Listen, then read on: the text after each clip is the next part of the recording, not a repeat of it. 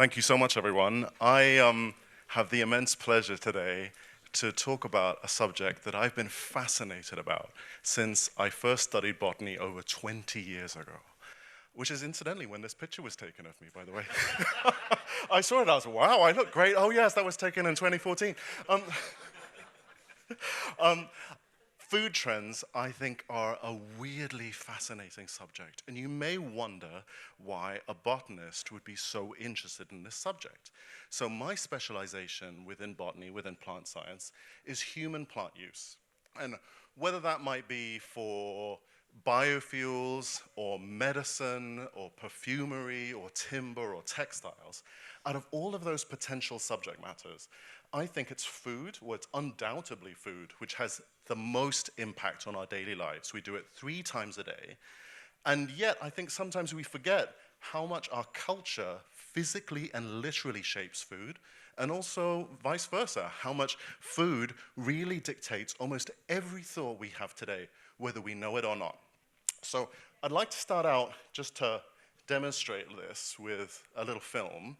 But I thought it'd be really responsible, particularly in a cultural context, to give you a little bit of a trigger warning, because I know I'm in Italy. So just to be culturally responsible, I've got to warn you that this film features pizza made by Americans.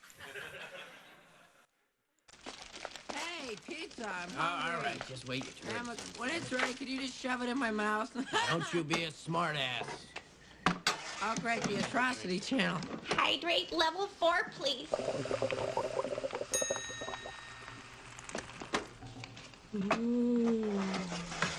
Is it ready? Here you go. Oh, boy, Mom. You sure can hydrate a pizza. No, I'm sorry, I missed that whole thing. Al, I'm just worried about Jennifer. Why isn't she home yet? I'm not sure where Jennifer is, Mom. Should have been home hours ago, but I'm having a hard time keeping track fruit. these days. Fruit, She's in one of those moods I have sometimes. Thank you. Aren't you and Jennifer getting along? Oh, yeah, great, Mom. We're like a couple of teenagers, you know?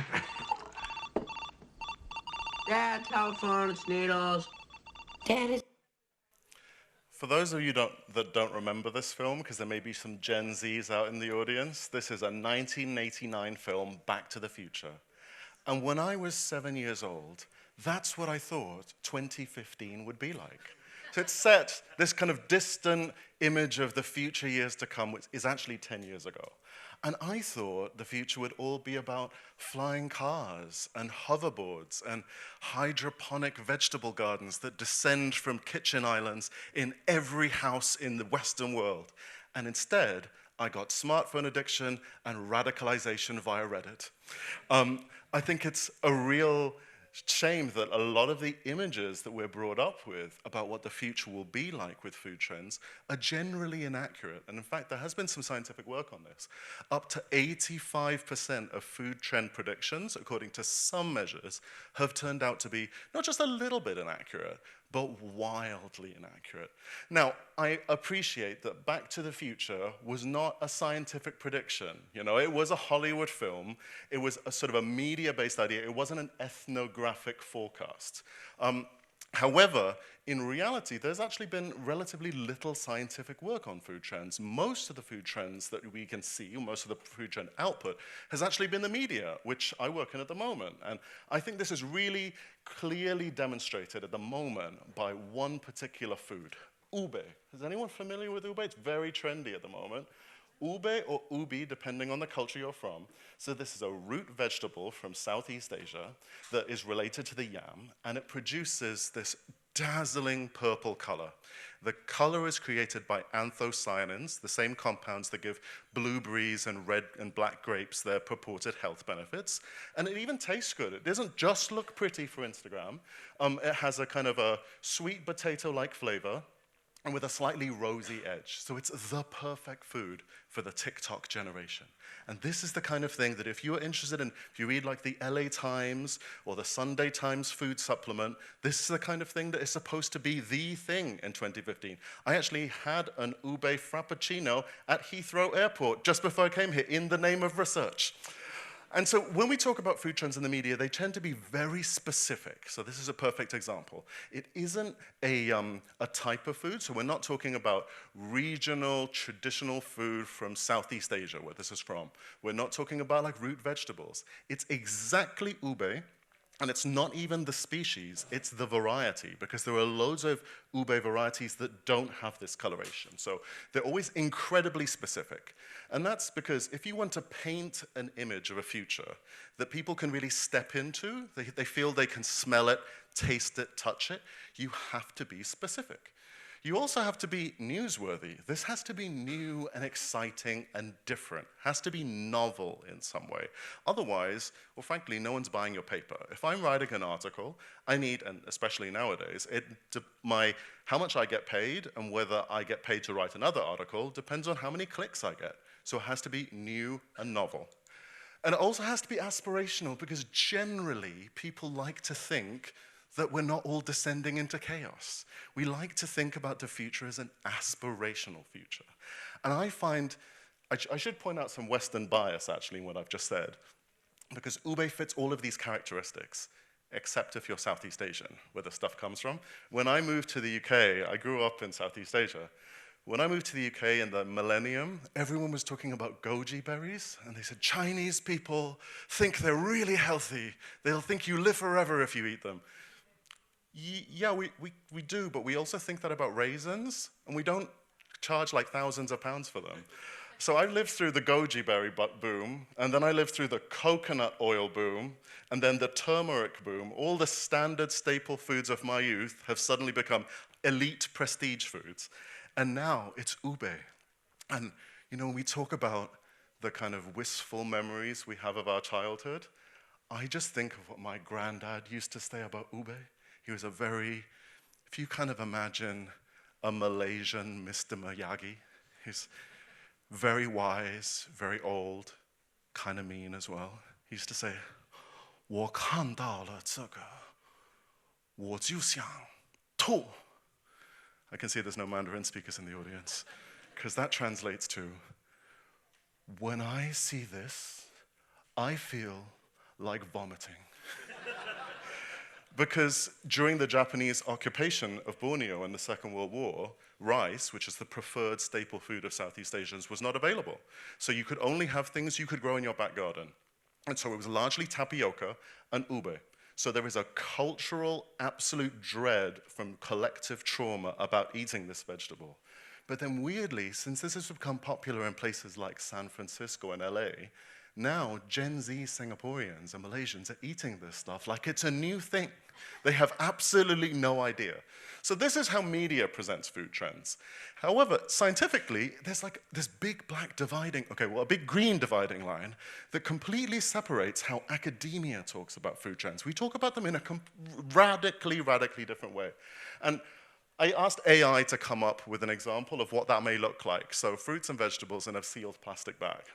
So we talk about things in very generic terms, nothing specific. So we'll talk about how in the future, people will demand food that is increasingly healthy or increasingly convenient.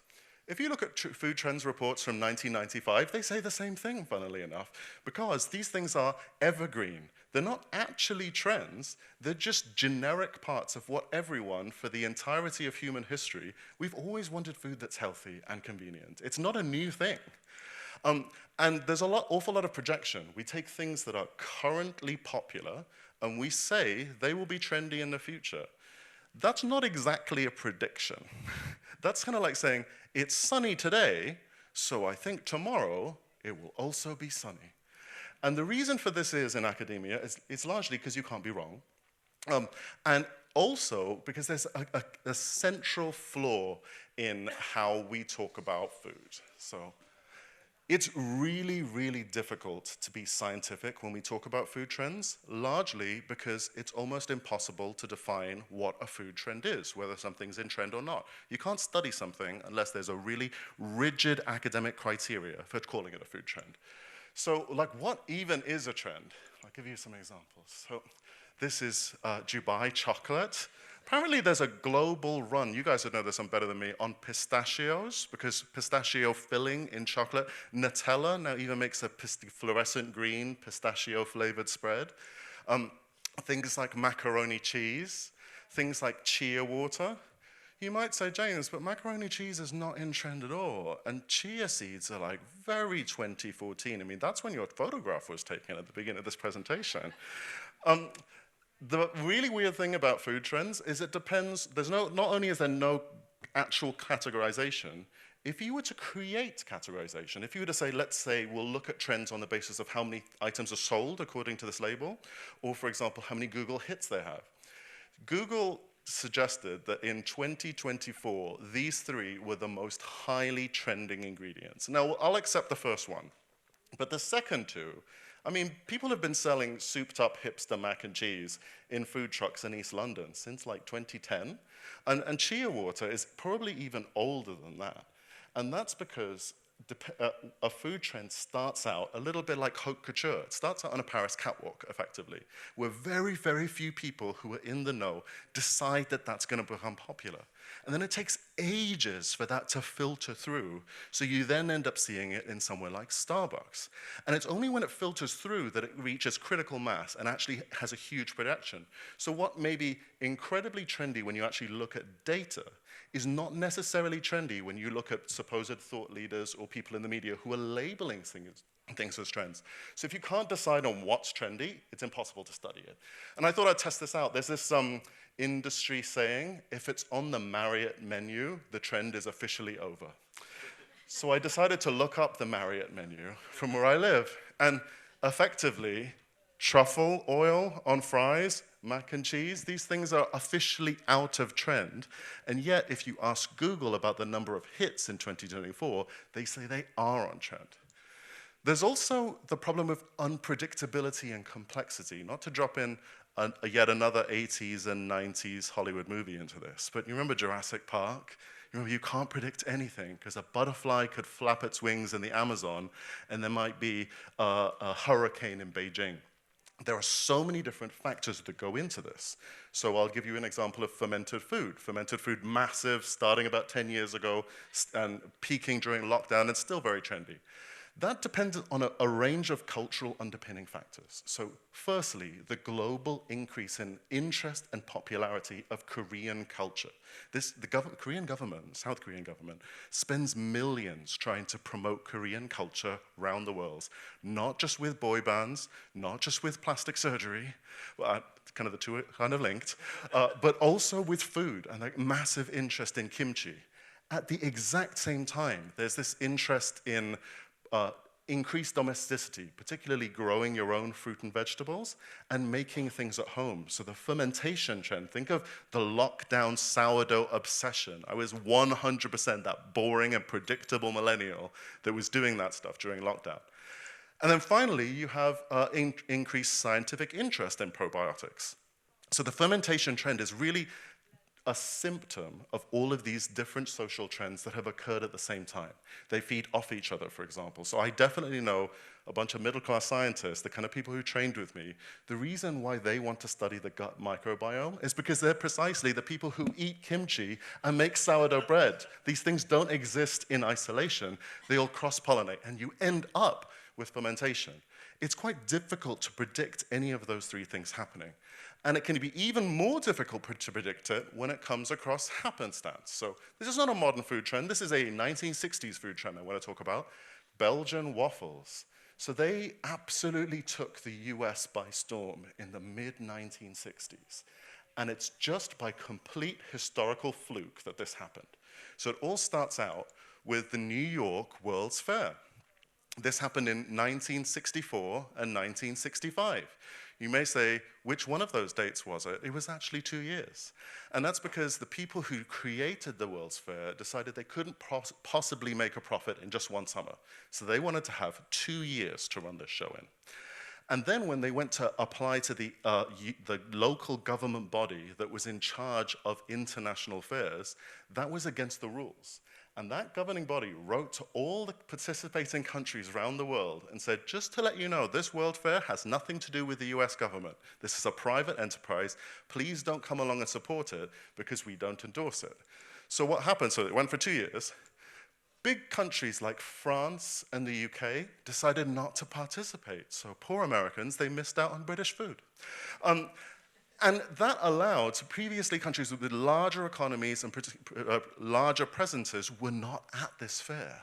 So smaller countries like Belgium had enormous exhibits. There was almost a mini replica of Bruges created near downtown Brooklyn. Medieval architecture, I mean, the images look absolutely spectacular.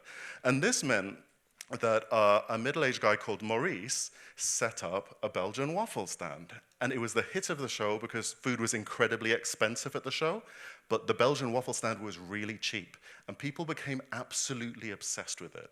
You may wonder why it says Belgium waffles there.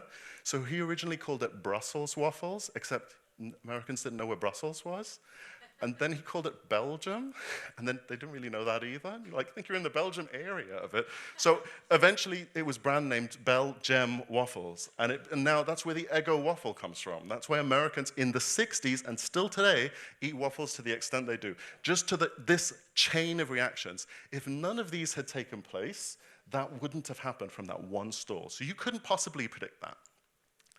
And then finally, and I think this is the most important one that no one ever mentions, we talk about food trends like they're logical. So like you would forecast economic results because you could argue that facts and figures, the economy is probably logical. You could argue, for example, that predicting the weather is logical. You know that statement that economic forecasting or the function of economic forecasting is to make astrology look respectable? When it comes to food trends, like because people are completely illogical in almost every way of how they think about food, you can't predict their behavior because to predict their behavior, you would have to be like, you know, in the Cold War with game theory, you would say, okay, they're going to make this move in the chess match, so I'm going to do this. But in reality, people don't act like robots. They act completely weird and unpredictable, and that's why I like plants and not people. So I'll explain this in lots of different ways. So one of the reasons why food trends are not logical is because you have exactly opposite food trends that happen at the same time. So in the same time, you have the rise of the carnivore diet when, you know, people like Jordan Peterson, who's, you know, hugely influential podcaster and thinker of the American right, he only eats beef. He literally eats nothing else. There is this idea that you can only eat raw or minimally cooked beef. I saw a guy in East London train station recently. He'd got like a fancy organic supermarket bag out. He unwrapped the plastic, and he was actually eating the steak raw from the bag. And I thought I'd seen everything in hipster land. So you have that trend, and exactly at the same time, you have this massive rise in veganism and a massive rise in raw food consumption and raw juice consumption. They are two diametrically opposite food trends that exist at the same time. And you might wonder how on earth that could possibly be the case. It's illogical. I actually think it's incredibly logical, and that's because throughout human history, we've always derived part of our identity via what we eat. And the main part of how we identify who we are is by pointing out who we aren't. So the rise of veganism is precisely because of the rise of the carnivore diet and vice versa. There's even terms like soy boys, and that's like a derogatory term for men who are supposedly effeminate because they eat soy rather than meat. It's a very weird existence where you develop who you are depending on what you don't eat. So it is logical. The illogicalness of this is actually logical. That was my thing to remind you to talk about identity and why it's important. But then there's the weirdest thing. You actually end up with both of these two conflicting opinions at the same time. So there is a backlash against ultra-processed food at the moment. Have you noticed that influencers on TikTok that talk about ultra-processed food all the time also talk about supplements? Like, they really will talk about supplements. Or actually, I think I've got a slide on this. Let me just go forward a little bit. I'll come back to this. Oh, yeah, because it happens in the same people at the same time. So molecular gastronomy, people who really hate processed food, really like molecular gastronomy. The difference is the price tag. The difference is one set of people is fancier and has it on nice plates, or maybe plates are a bit old-fashioned. Maybe it's on like a chemistry set. But they're exactly the same thing with different food statuses. They're the same people who will take lots of supplements, food that is so processed, you can't even call it food anymore. In fact, why don't we just get rid of your mouth altogether? Why don't you have the supplements taken directly via IV? There's a whole chain of restaurants, inverted commas, in the UK, where you can just go in and you can get administered an IV in a shopping mall in front of hundreds of other... I thought the eyebrow waxing was a bit weird, or the massaging in front of people that happens in shopping malls. Now you can get an IV and just get like extra vitamins. You don't even have to use your mouth and bother chewing, because I guess that's for poor people. So the weirdest thing about food trends is the opposite ones exist at the same time. They're based around identity, and sometimes those two things happen in the same people. I just want to go back, because I just put that little slide there, and talk about how different things happen at the same time. So I'll give you two examples of foods where there is a cult following or a cult backlash. And this actually has nothing to do with the food. It's to do with the symbols that people project onto the food. So, you know quinoa, allegedly incredibly healthy for you, so much better than any kind of wheat-based product, so wonderful for you on one camp. Or can vegans stomach the unpalatable truth about quinoa? There are two opposite ideas. If you look at the nutritional composition of quinoa versus whole grain wheat, they're pretty much identical in every way. Similar fiber, similar protein, similar calories, like there's really very little between them. And also, when you look at articles like this article is written by someone who clearly has never been to Bolivia or Peru. It was written about how awfully Bolivians and Peruvian farmers are being treated because of the rise in consumption in quinoa in the West. So I used to live in Ecuador in the early 2000s. Basically, quinoa was impossible to buy. It was considered a famine food. It was like the ube of Southeast Asia. It was considered something that only the poorest of the poor could ever have, and people were aspiring to eat wheat. Nowadays, because quinoa has become popular in the West, farming of quinoa has absolutely boomed in South America. And even South American governments, like the Peruvian government, have had to officially write to publications like The Guardian, where I used to write, to complain about irresponsible journalism, because it is the exact opposite of the truth. And if you think that journalists sometimes may have a formulaic way of talking about food, now, can vegans stomach the unpalatable truth about quinoa 5 years later? Can hipsters stomach the unpalatable truth about avocado toast? Avocado toast is either incredibly aspirational and wonderful and full of healthy fats, or it causes the rise of Mexican cartels. I looked up in, I think this was 2015 when this article was published, how many avocados in the UK come from Mexico? Less than 5%. Almost all of them come from everywhere else, so I don't exactly see how eating avocado toast in the UK actually contributes to that. Right, let me go through this. And then the final one is pseudoscience. So I don't mean pseudoscience like complete conspiracy theory, completely rejecting science and authority, joining some kind of cult. I mean that a lot of people believe in pseudoscience thinking it's science. And I realize when I'm saying this that I sound exactly like the entitled and arrogant scientist that people hate. I'm going to say that I believed all of these things until I had to research them. So even as a plant scientist, I didn't know these. I have a column in The New Scientist, and my job is to look, my weekly column is to look at different claims about food and whether they make sense or not. So let's look at these. I want to run a little quick test to see which of these people believe in this room and which of these may be the one in there that's actually true, right? Okay, so let's go through this. One of the claims is that we only have 50 harvests left before our soil collapses and we can't grow crops anymore. Like Scientific American has written about this. Michael Gove, who is at the time was a leading politician, I think, not Home Secretary, but somewhere high up in the UK government 5 years ago talked about this. We have another one. We are eating more sugar now than ever before. I don't think there is a TV show about food on the BBC that doesn't make this claim at some point. In fact, I've frequently seen this in lines that I meant to say on the BBC. And then the final one is nutrients in crops have collapsed. People have this idea that our soil has now become so degraded that you would have to eat 8 oranges today to get the same nutrition as in 1950. I'm wondering which one of these the audience thinks is true. And I'm going to run this game show by sticking your hand in the air, right? So, number 1, who reckons this might be true? Oh, no. Oh, okay, half of one? Okay, right. Number 2? Okay, so quite a few people. Okay, actually, that number 2 is in the winning category, right? Now, number 3? I think it's a tie between 2 and 3. Right. I'd just like to say that, trick question, none of these things is actually true. And I could go into a PhD on each one of them to explain why, but I'll do it very briefly. First one, we have 60 harvests left. I've heard this since I was a student 20 years ago. We now don't say we have 40 harvests left. It's still always 60. So I decided to go, where on earth is this 60 stat from? And people keep rolling it out. They always quote it as coming from the Food and Agricultural Organization of the UN. And whenever I look at studies, they always quote other people making that claim, but they never actually quote the UN paper.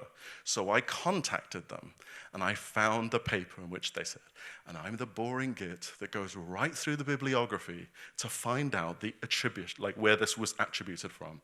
Was it from a peer-reviewed study? No, it was from a PhD thesis, an unpublished PhD thesis. So I got hold of that PhD thesis, and I went through, and can I tell you how long and boring, it's the reason why I told my parents I never became a doctor, is because it doesn't have the attention span for going through a PhD thesis. There is not a single claim in that PhD thesis of this. Someone has literally just made up an attribution and said, oh, it's from this, and everyone, including top government officials who are making agricultural policy, believe this to be the case. There are lots of other reasons why that's incalculable, because what harvests of what crop in which country? When you're talking about harvest, do you mean 60 years? Or do you mean in Asia where there might be like 4 harvests a year? Do you mean that? Like, is it less than 20 years if there's 4 harvests a year? No one ever mentions because it's made up. The other one is we're eating more sugar now than ever before. I generally believe this because it's the kind of thing you hear so often from such authoritative sources that it just must be true. And it also kind of chimes in with, I guess, like what we culturally must think. Now, generally, the world is consuming more sugar. Yes, that is the case. But there are more people on the planet, so of course that's the case. And if you look at American studies, where a lot of the studies around the world reflect, and they take America as representative of the rest of the world, yes, Americans are consuming more sugar. But in almost every other developed Western country, sugar consumption, both as table sugar, like buying a packet of sugar, and free sugars, so honey, fruit juice, has actually been declining very consistently since 1990. That's the case for the UK, which is a big surprise to me, but even places like New Zealand, Australia, I think it's even the case in South Africa, that sugar consumption has been markedly declining in all of these markets. And if I think back to my grandma in Wales, you know, that poor woman, she would have like 3 or 4 teaspoons of sugar in every cup of tea. And she drank an enormous amount of I don't know how much her sugar bill came to every week. But if you look back to generations, even if you look at recipes, the amount of sugar was inordinately larger. So globally, it is true we're eating more sugar. In the US, we are eating more sugar. But when you see this, for example, in the UK press, that's really not based on any evidence. Final one, nutrition in crops has collapsed. Very intuitively plausible. It's a claim that's been made since the beginning of the 20th century. In fact, you'll often see there's a viral graph that was doing the rounds on Twitter before I ditched Twitter about a year ago, and it was showing this collapse. And I went through all the points in that because I thought most studies, actually what they do is they compare 1930s food tables to today's food tables. And they say, okay, a red apple in 1930, how much vitamin C did that contain? And they'll say, a red apple in 2015, how much vitamin C did that contain? And they'll notice falls. So those studies do exist in the academic literature, but there's a major problem with them. Because it's literally, well, it's not exactly comparing apples and oranges, but it's comparing completely different apples. So it's like me going to 1930 and picking a random person on the planet and making them representative of all people on planet Earth at that time. So it may be a 3-year-old girl from Tokyo. And then I go to 2015, and I take another random person on the planet. So it might be a Mexican lucha libre wrestler who's 6'4" and weighs 200 kilos, and taking that guy as representative of the entire global population. Apples can change in their chemical makeup depending not just on the variety or the soil they're grown in. Apples grown at the top of the tree can contain twice the antioxidants of apples grown on the same tree but on the bottom, because antioxidants, or the antioxidants in apples, are often produced as a response to sunlight, so sunscreen. If you know those apples where there's a red side and a less red side, the red side can contain 2 to 3 times the antioxidants of the paler side. So it's really impossible to compare those two sets of data. But in this viral graph that I noticed on Twitter, they had 1914 data. And I was like, wow, we weren't even really measuring food in the 1914. When did that stuff come out? So I looked up the source of it. It's from a German doctor in the early part of the 20th century, and he has a whole book on it. And he was making claims that nutrition in crops was declining even then. He wasn't actually a qualified doctor, though. He just called himself a doctor. And he also had claims like black women could never get ill because it was only civilized races that could do that. That sunscreen, or that being in the sunshine was a cure for almost all diseases. And I think he was also an anti-vaxxer, very early mover with that. I don't think he's exactly the right kind of person that we should be putting in academic papers, but it relies on the fact that people don't read the sources of these graphs. People are busy, they have other stuff to do, they're not like me, they're not up till 3 in the morning delving into each link and calling people up all over the world to find these sources. So I should say that I'm not saying this as, oh, I'm so smart. I kind of believed all of these things too, until I actually did a little bit of investigative work. And then the final one out of all of these is inescapable projection. Even once I'm trained, I've been working in this for 20 years, I then spend an awful lot of time digging through these, trying to be as factually accurate as possible. And I like to think of myself as being relatively objective.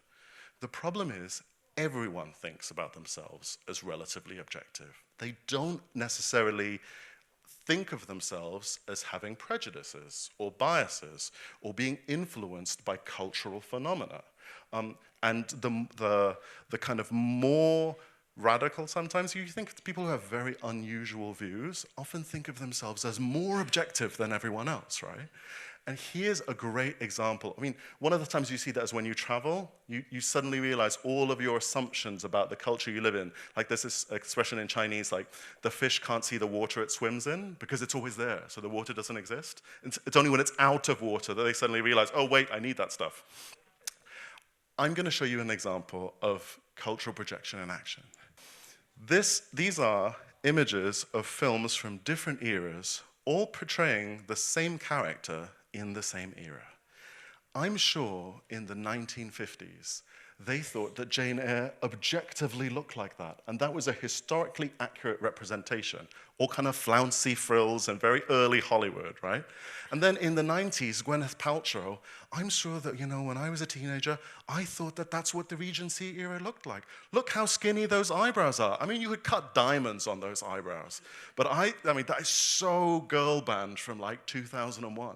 I thought that that was a historically accurate projection.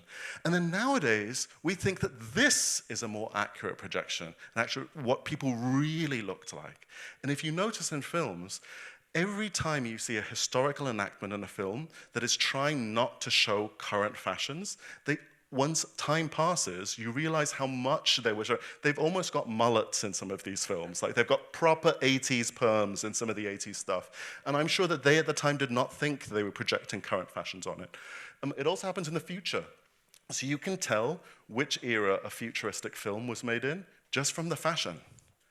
So Star Trek, like, not 1960s whatsoever. Tron, I mean, that doesn't look like it's from 1984. And then this image, I think it's supposed to be 2140. I mean, it's 100% like cosplay Spice Girls. All of these eras think that they're being objective and futuristic in how they're talking about, but all they do is project their current interests and current biases. So if we can't even picture what people may dress like in the future, how can we possibly ever predict what people eat like? Thank you very much.